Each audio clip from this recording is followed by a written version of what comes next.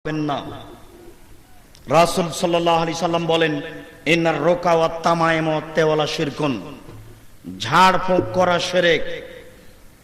কোরআন হাদিস ব্যতীত অন্য কিছু দিয়ে যদি ঝাড়ফুঁক করেন তাহলে তা শিরক হবে।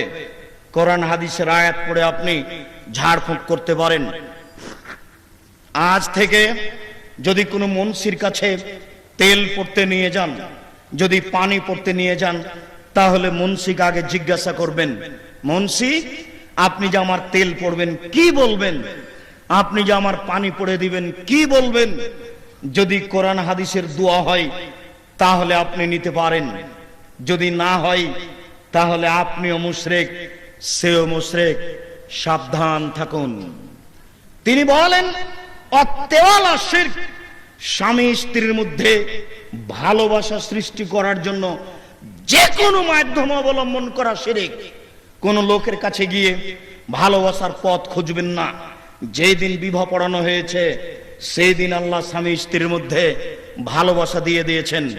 অতএব আজকে আপনি স্বামী স্ত্রীর মধ্যে ভালোবাসা খুঁজতে যায়েন না, নইলে আপনার শিরক হয়ে যাবে। রাসূল সাল্লাল্লাহু আলাইহি সাল্লাম বলেন, মান হালাফা লিগাইরিল্লাহ ফাকাদ আশরাকা, কেউ যদি আল্লাহ ব্যতীত অন্যের নামে কসম করে তাহলে সে শিরক করলো। তিনি বলেন, মান তালাকা তামিমা ফাকাদ আশরাকা, কেউ যদি তাবিজ ঝুলাই, মাদুলি ঝুলাই, 22 হাতের মাথায় পাগড়ি বেঁধে সূরা ইয়াসিন দিয়ে যদি মাদুলি লিখে দেয় তাবিজ, ওটা যদি আপনি ওই তাবিজ যদি হাতে লাগান, কোমরে বাহুতে লাগান, তাহলে আপনি মুশরিক। আপনি যদি আল্লাহ ব্যতীত অন্যের নামে কসম করেন তাহলে আপনি মুশরিক। রাসূল সাল্লাল্লাহু আলাইহি সাল্লাম বলেন, মান আতা আরফান, কেউ যদি গণকের কাছে যায়, ফাসালানহু আন শাইইন, তাকে যদি কোনো কিছু জিজ্ঞাসা করে যে আমার এটা হয়েছে, টাকা হারিয়ে গেছে, একটু দেখেন তো, রাসূল সাল্লাল্লাহু আলাইহি সাল্লাম বলেন, লাম তুকবাল লাহু সালাহ 40 লাইলা, 40 দিন তার ইবাদত কবুল হবে না। গণকের কাছে যদি যান তাহলে 40 দিন আপনার ইবাদত কবুল হবে না। তিনি বলেন, কেউ যদি গণকের কাছে আসে, তাকে জিজ্ঞাসা করে, তার বলা কথাকে যদি বিশ্বাস করে, তাহলে ফাকাদ কাফারা বিমা উনজিলা আলা মুহাম্মদ, তাহলে সে কোরআন মাজিদকে অস্বীকার করলো, সে শিরক করলো। একদা 10 জন মানুষ রাসূল সাল্লাল্লাহু আলাইহি সাল্লামের কাছে আসলেন। তার মধ্যে 9 জন মানুষের সাথে আল্লাহ রাসূল হাতে হাত মিলিয়ে বায়াত করলেন, কিন্তু একজন মানুষের সাথে আল্লাহ রাসূল হাতে হাত মিলিয়ে বায়াত করলেন না। 10 জন লোক বলল, 9 জন লোক বলল, আল্লাহ রাসূল আপনি 9 জন মানুষের সাথে বায়াত করলেন, আমসাকা আন ওয়াহিদ, একজন থেকে বিরত থাকলেন কেন? তখন আল্লাহ রাসূল বললেন, ওই লোকের হাতে বাহুতে তাবিজ আছে, বালা আছে, এই জন্য আমি তার সাথে বায়াত করলাম না। তখন লোকটি ভিতরে হাত ঢুকিয়ে গলা থেকে তাবিজকে ছুঁড়ে ফেললো। আল্লাহ রাসূল তার সাথে বায়াত করলেন। বলছিলাম সম্মানিত দিনী ভাই, এই দেশের মাটিতে অসংখ্য শিরক রয়েছে। হাতের রাশি দেখে ভাগ্য পরীক্ষা করলে শিরক হয়, হাত চালিয়ে ভাগ্য পরীক্ষা করলে শিরক হয়, টিয়া পাখির মাধ্যমে ভাগ্য পরীক্ষা করলে শিরক হয়, তুলসী গাছ তুলে ফেলা যায় না, এই মন্তব্য করলে শিরক হয়, তুলসী গাছে লাথি মারা যায় না, এই মন্তব্য করলে শিরক হয়, গরুকে লাথি মারা যায় না, এই কথা বললে শিরক হয়। গরু হচ্ছে অমুসলিম, মুশরিক, হিন্দুদের মাবুদ দেব। ওই ভালোবাসা মুসলমানের মাথায় ঢুকে আছে। লাঠি দিয়ে মারলে গরুকে বেশি লাগবে, আর লাথি মারলে গরুকে কম লাগবে। অতএব লাঠি দিয়ে মারার চেয়ে লাথি মারা ভালো। বুঝতে পারেন না কথাটা? গরুকে লাঠি দিয়ে মারার চেয়ে লাথি মারা ভালো। এই মাথায় কেন আসলো এই হিসাব? এরই নাম শিরক। ধানের উপর দিয়ে জুতা পায়ে দিয়ে হাঁটা যায় না, এই ধারণা শিরক। কেন? ধান দানা হচ্ছে লক্ষ্মী, লক্ষ্মী মানে মাবুদের একটা অংশ, এই জন্য ধারণা হচ্ছে ধানের উপর দিয়ে হাঁটা যায় না, জুতা পায়ে দিয়ে, এই ধারণা হচ্ছে শিরক। শুনুন, আপনার মা চাউল ঝাড়ছিল, আপনার বাচ্চাটা দৌড়িয়ে এসে কুলার উপরে উঠে গেল, তখন আপনার মা বলছে, কুলক্ষণে ছেলে সর, কুলাতে পা দিতে হয় না। এর নাম হচ্ছে শিরক। আপনি হাঁটছিলেন, ভরা পাতিলে ভাত আছে, আপনার পা পাতিলের সাথে লেগে গেল, আপনার মা বলছে চিচি, আহারে ভরা পাতিলে পা দিতে হয় না, এরই নাম শিরক। চুলা আখা, চুলাতে আপনার পা লেগে গেল, আপনার মা বলছে চুলাতে আখাতে পা দিতে হয় না, এরই নাম শিরক। ড্রাইভার ভালো তাই বাচ্চা বেঁচে গেল, এই কথা বললে শিরক হয়। ডাক্তার ভালো তাই বাচ্চা বেঁচে গেল, এই কথা বললে শিরক হয়। মাঝি ভালো তাই নৌকা ডুবলো না, এই কথা বললে শিরক হয়। কাক ঘরের উপরে ডাকছে, কুটুম্ব আসতে পারে, এই মন্তব্য করলে শিরক হয়। হাত থেকে গিলাস পড়ে গেল, কুটুম্ব আসতে পারে, এই মন্তব্য করলে শিরক হয়। শুনুন, রাতে আপনার মা আপনার বোন চোরাচুন্নি পাখিতে আপনার ভাগনা ভাগ্নিকে ধরে নিবে, এই জন্য লোহা হাতে করে বের হচ্ছে, এমনিতেই বাইরে যাবে না, এই ধারণা করলে শিরক হয়। গাভীর গলায় চামড়া ঝুলিয়ে দেওয়া হয়েছে যাতে করে গাভীর দুধ নষ্ট না হয়, এই হিসাব করলে শিরক হয়। পা ফুলে গেছে তাই সাদা কড়ি চুলের ভিতরে ঢুকিয়ে পায়ে বেঁধে দেওয়া হয়েছে, এই কাজ করলে শিরক হয়। কালো সুতাতে গিরে দিয়ে ফুঁক দিয়ে বাচ্চার গলায় ঝুলিয়ে দেওয়া হয়েছে, এই কাজ করলে শিরক হয়। মায়ের নামে কসম করলে শিরক হয়। দুই চোখের কসম করলে শিরক হয়। ছেলের মাথায় হাত দিয়ে কসম করলে শিরক হয়। কোরআন মাজিদে হাত রেখে কসম করলে শিরক হয়।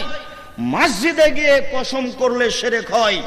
এই দেশের মাটিতে অসংখ্য শিরক রয়েছে। জন্মদিবস পালন করলে শিরক হয়, মৃত্যু দিবস পালন করলে শিরক হয়।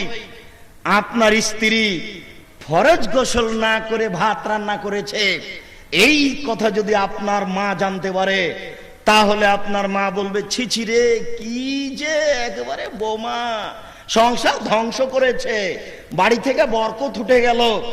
আপনার স্ত্রী ফরজ গোসল না করে ঘর ঝাড়ু দিতে পারে, ফরজ গোসল না করে সিম গাছ থেকে সিম তুলে আনতে পারে। আপনার স্ত্রী ফরজ গোসল না করে বেগুনের গাছ থেকে বেগুন ছিঁড়ে আনতে পারে। আপনার স্ত্রী ফরজ গোসল না করে ভাতের পাতিল থেকে ভাত বের করতে পারে। সব কিছু করতে পারে, করতে পারে না বললে শিরক হবে। শুনুন, ফরজ গোসল না করে কোরআন মাজিদ পড়তে পারে না, ফরজ গোসল না করে নামাজ পড়তে পারে না, এছাড়া সব কিছুই করতে পারে। জন্মদিবস পালন করলে শিরক হয়, মৃত্যু দিবস পালন করলে শিরক হয়। 26শে ফেব্রুয়ারি, 26শে মার্চ, 26শে জানুয়ারি পালন করলে শিরক হয়। 15ই আগস্ট পালন করলে শিরক হয়। শহীদ মিনার তৈরি করে ফুল চড়ালে শিরক হয়। কবরে ফুল চড়ালে শিরক হয়। কবরকে সিজদা করলে শিরক হয়। কবরের কাছে কিছু চাইলে শিরক হয়। খাজা মঈনুদ্দিন চিশতির কবরে গেলে শিরক হয়। কবরের কাছে কিছু পাওয়া যায়, এই কথা বললে শিরক হয়। ছবি মূর্তিকে মূল্যায়ন করলে শিরক হয়। ছবি মূর্তি রাস্তায় রাস্তায় ঝুলালে শিরক হয়। নেতা নেত্রীর ছবি বাড়িতে ঝুলিয়ে রাখলে শিরক হয়। কাপুরুষের সন্তান কাপুরুষ তুমি জানো না? আমি মুসলিম চিররণবীর, মরণকে করি না ভয়।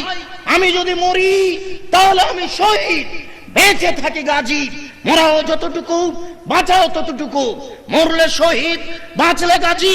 জেল যতটুকু, সেল ততটুকু। বাইরে যতটুকু, ভিতরে ততটুকু। শুলি যতটুকু, ফাঁসি ততটুকু। আমি মুসলিম চিররণবীর, আমি মরণকে করি না ভয়। আমি মূর্তি ভাঙার জন্য জন্ম নিয়েছি, মূর্তি গড়ার জন্য নয়। আমি ছবি মূর্তি ভাঙার জন্য জন্ম নিয়েছি, আমি গড়ার জন্য জন্ম নিইনি। ইব্রাহিম আলাইহিস সালাম আমার পিতা মূর্তি ভেঙে দিয়েছেন। আমার নবী মুহাম্মদ সাল্লাল্লাহু আলাইহি সাল্লাম কাবা ঘরে ঢুকে বাপের মূর্তি ভেঙে চৌচির করেছেন। তাই তো তিনি বললেন, জাল হক, এসেছে সত্য, ওয়াজাকাল বাতিল, চলে গেছে মিথ্যা। ইন্নাল বাতিলা, নিশ্চয় মিথ্যা, কানা জাহুকা, চিরদিন মিথ্যা। এই বলে লাথি মেরে ইব্রাহিম আলাইহিস সালামের ছবি মূর্তি, ইসমাইল আলাইহিস সালামের ছবি মূর্তি, ঈসা আলাইহিস সালামের ছবি মূর্তি, পিতার ছবি মূর্তিকে ভেঙে চুরে খান খান করে দিলেন। তাই তো আমাদের নবী মুহাম্মদ সাল্লাল্লাহু আলাইহি সাল্লাম আলীকে বললেন, আলী লা তাদুতিম সালান ইল্লা তামাস্তাহু, আলী তুমি ছাড়বে না কোনো ছবি মূর্তি, সবকে ভেঙে চুরে খান খান করে দাও, চৌচির করে দাও। আলী তুমি ছাড়বে না কোনো উঁচু কবর, সবকে ভেঙে সমান করে দাও।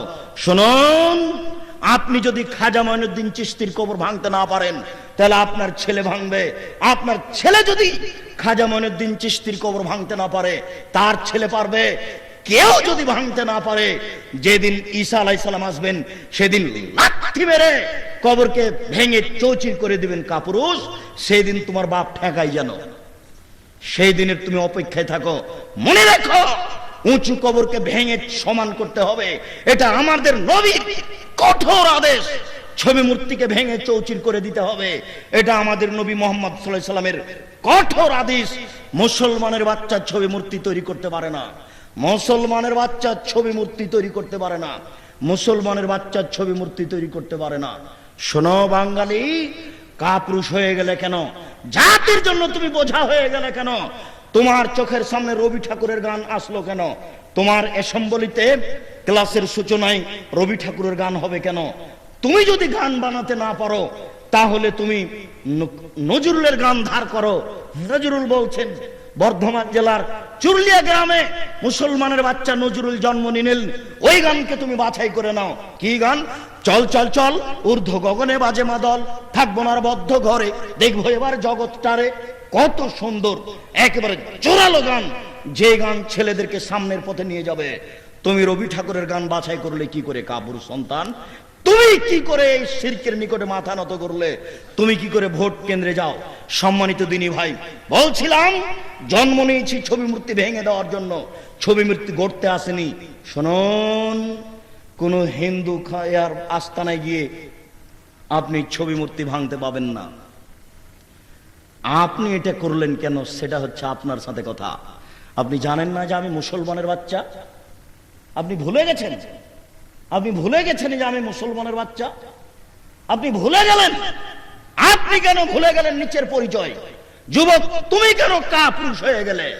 তুমি বীর পুরুষের ঘরে জন্ম নিয়েছ, তুমি বীর পুরুষ হয়ে বেঁচে থাকো। তুমি ভোট কেন্দ্রে যাও না, তুমি ছবি মূর্তিকে মূল্যায়ন করিও না, তুমি ছবি মূর্তি রাস্তা রাস্তায় ঝুলাইও না, তুমি তোমার নেতা নেত্রীর ছবিকে কাঁধে করে এইভাবে ছুটো না। তুমি এইভাবে চলে তাহাজ্জুদ পড়ে জান্নাত কিনতে পারবে না। তুমি যদি তার মূর্তি ভেঙে দাও, তাহলে ও তোমার আল্লাহকে গালি দিবে। তুমি তার মূর্তি ভাঙতে যাও না, তুমি তাকে দাওয়াত দাও। তুমি কোনো হিন্দুর ঘরে গিয়ে তার ছবি ভাঙতে পারো না, তুমি তোমার ঘরের ছবি মূর্তি ভাঙো। এই জন্য তুমি জন্ম নিয়েছ। সম্মানিত দিনী ভাই, ছবি মূর্তিকে মূল্যায়ন করা শিরক। এই দেশের মাটিতে অসংখ্য শিরক রয়েছে। শিরক থেকে বেঁচে থাকুন। পাপের জগতে সবচেয়ে বড় পাপ হচ্ছে শিরক। আপনি শিরক থেকে বেঁচে থাকুন। আল্লাহ আমাদের যারা মারা গেছে, তুমি তাদের কবরের শাস্তি মাফ করো। আল্লাহ যারা আমাদের অসুস্থ, তুমি তাদের আরোগ্য দান করো। আমরা যারা বেঁচে আছি, তুমি তাদেরকে তোমার রাসূলের পদ্ধতি অনুযায়ী চলার তৌফিক দান করো। আজকের আলোচনা অনুযায়ী তুমি আমাদেরকে শিরক এবং বিদআত পরিহার করার তৌফিক দান করো। তুমি শিরক ত্যাগ করে তোমার রাসূলের পদ্ধতিতে চলার তৌফিক দান করো। এই দাবি, এই দাওয়া, এই দোয়া তোমার দরবারে রেখে আজকের সংক্ষিপ্ত আলোচনা এখানেই শেষ করলাম। সুবহানাকা আল্লাহুম্মা ওয়া বিহামদিকা আশহাদু আল্লা ইলাহা ইল্লা আনতা আস্তাগফিরুকা ওয়া আতুবু ইলাইক। আসসালামু আলাইকুম ওয়া রাহমাতুল্লাহ। আগামীকালের জন্য দাওয়াত থাকলো, অনুকূলে হলে